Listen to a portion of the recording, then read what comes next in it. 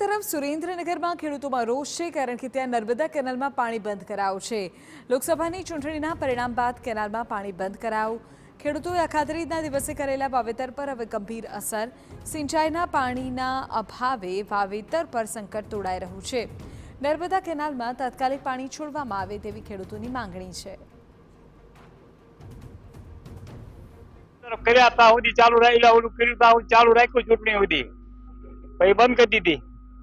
હવે આ મોંઘા ભાવના બિયારણ ખેડૂતે વાવી મૂક્યા અખાત્રી ઉપર અને હવે ચાલુ કરતા નથી એટલે ખેડૂતોને પૈડા ઉપર પાટું જેવી પરિસ્થિતિ છે। તો સરકાર આ બાબતમાં તાત્કાલિક પાણી છોડે તો ખેડૂતોનો મોંઘા મૂલ્યો પાક બચી જાય એવી અમારી માગણી છે।